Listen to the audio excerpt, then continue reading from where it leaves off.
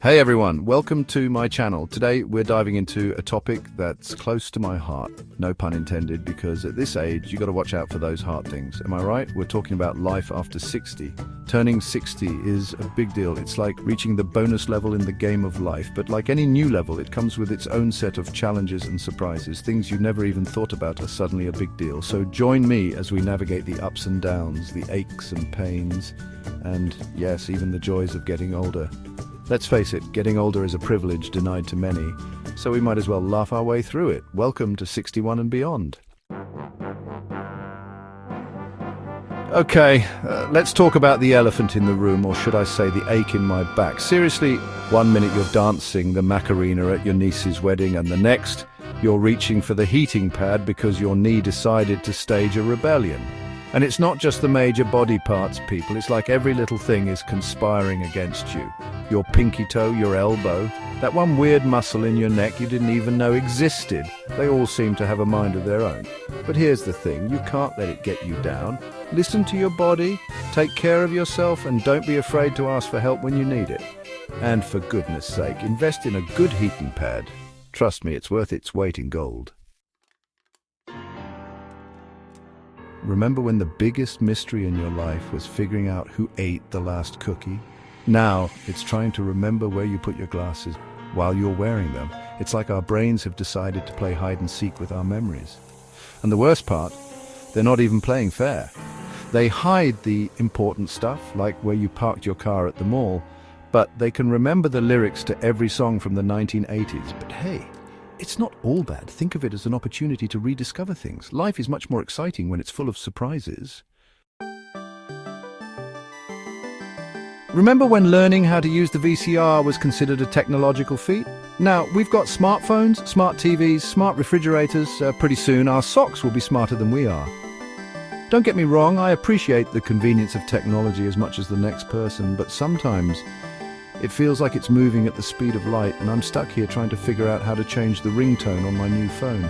But hey, we survived the digital revolution once, we can do it again. And if all else fails, there's always the good old-fashioned way, asking a teenager for help. Just be prepared for the eye rolls and the inevitable. Seriously, you don't know how to do that? Chapter 4. Why are fonts shrinking? Has anyone else noticed that fonts are getting smaller these days? I mean, I swear they used to print menus in a size I could actually read without having to borrow my grandson's magnifying glass. It's like the whole world is in cahoots to make us feel ancient. Restaurant menus, medicine bottles, the instructions on the back of a shampoo bottle, they're all written in microscopic print. Well, I've got news for them. I'm not giving up without a fight. I'll keep my trusty magnifying glass handy, and I'll continue to complain about shrinking fonts until they start printing everything in large, easy-to-read letters. Or at least until I can figure out how to increase the font size on my phone without accidentally liking a bunch of random posts on social media. Chapter 5. Who is it even for? Let's talk about trends for a minute, shall we? Specifically, the trends that make me scratch my head and say, who is this even for? Take skinny jeans, for example. Don't get me wrong, they look great on some people. But for those of us who've lived through a few decades and enjoyed our fair share of delicious meals, let's just say they're not the most comfortable option. And then there are those platform sneakers that are all the rage these days. I mean, I appreciate a good lift as much as the next person, but those things look like they belong in a sci-fi movie. I'm all for trying new things and staying somewhat current, but some trends just leave me baffled. Chapter 6. Time speeds up, but memory slows down. Remember when summer vacation felt like an eternity? Those long, sun-drenched days seemed to stretch on forever, filled with endless possibilities and adventures. We would wake up with the sun and play until the stars came out, never worrying about the passage of time. Now it feels like the years are flying by faster than a squirrel on a sugar rush. The days blur together, and before we know it, another year has passed. We find ourselves constantly asking, where did the time go? It's a cruel irony of life. The older we get, the faster time seems to go.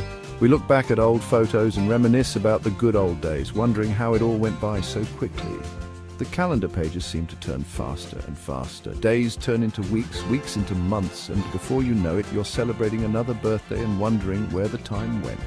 The seasons change in the blink of an eye, and we find ourselves caught in the relentless march of time. And to make matters worse, our memories seem to be working in reverse.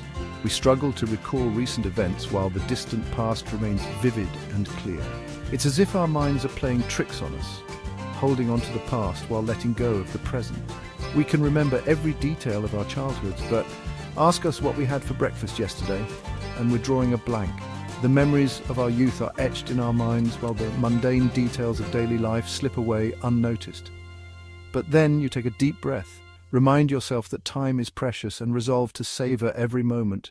You realize that while time may be fleeting, the present is a gift, and it's up to us to make the most of it, because even though it may feel like time is slipping away, the memories we make along the way will last a lifetime. Cherish the moments with loved ones, embrace the beauty of the present, and create memories that will stand the test of time. Chapter 7. The doctor knows too much about you. Remember when going to the doctor was a once-in-a-blue-moon event? It was almost a special occasion, something you did only when absolutely necessary. Now, it feels like I'm on a first-name basis with every receptionist in town. They know my favorite magazines in the waiting room and even my coffee order. Don't get me wrong, I'm grateful for modern medicine and the amazing things doctors can do. The advancements in technology and treatment options are truly remarkable. But sometimes it feels like I spend more time in waiting rooms than I do in my own living room. The endless waiting, flipping through outdated magazines and watching the clock tick by. And don't even get me started on all the tests. It seems like every visit requires a new set of tests, each more elaborate than the last. Blood tests, urine tests, eye tests, hearing tests. The list goes on and on. I swear the next time I go to the doctor, they're going to ask for a sample of my DNA and my astrological chart, maybe even a psychological profile while they're at it. It's like they're trying to build a complete medical profile of me down to the last detail. Every visit adds another layer to the ever-growing file, which I guess is a good thing in the long run. It means they can provide better, more personalized care, but still, it's a little unnerving to know that someone out there has a file with all your medical secrets, every ache, pain, and embarrassing ailment documented for posterity. Chapter 8. Your favorite foods betray you. Remember when you could eat anything you wanted without a second thought? Pizza, ice cream, cheeseburger. Nothing was off limits. Now it feels like every bite comes with a side of heartburn and indigestion. It's like our digestive systems have decided to stage a revolt, and they're holding our favorite foods hostage. You want that extra slice of pizza?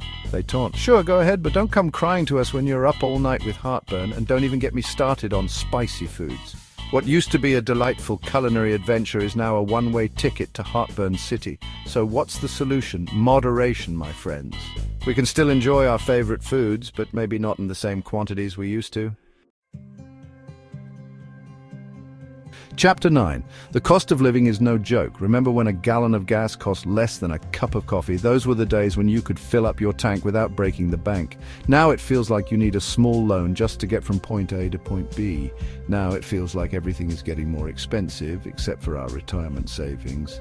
The cost of living keeps climbing, but our income seems to be stuck in the past. It's like the cost of living is playing a cruel joke on us, and we're the punchline. Every month it feels like we're juggling bills, trying to make ends meet. Groceries, utilities, healthcare. It all adds up, and it's enough to make you want to move into a tiny house in the woods and live off the grid. Imagine a simpler life, free from the constant financial stress, and don't even get me started on the cost of healthcare. It's like every visit to the doctor comes with a side of financial anxiety. Let's just say that if I have to choose between paying my electric bill or getting a flu shot, I might be rocking the flu this winter. It's a tough choice that no one should have to make. So what's the solution? How do we navigate these challenging times without losing our sanity? Well, I'm not a financial advisor, but I've learned a few things over the years. It's about making smart choices and being proactive. Live within your means, save where you can, and don't be afraid to ask for help when you need it. Community resources and financial advisors can offer valuable guidance. Remember, you're not alone in this. Chapter 10. Embrace the quirks. Let's face it, getting older comes with its fair share of quirks. We've got wrinkles, we've got aches and pains, and we've got a whole lot of wisdom, even if we can't always remember where we put our keys. But you know what? That's okay. Because those quirks are what make us unique. They're badges of honor, reminders of all the adventures we've had and the lessons we've learned along the way. So, embrace your quirks, my friends. Rock those wrinkles with pride. Laugh at your forgetfulness and never ever let anyone tell you that you're too old to do anything. Alright, that's all, folks. Well, that's our show for today. We've laughed, we've cried, mostly from laughter, I hope. And we've learned that getting older may not be a piece of cake, but it sure is interesting. Remember, age is just a number. It's how you feel on the inside that counts. So go out there and live your best life, my friends. See you next time.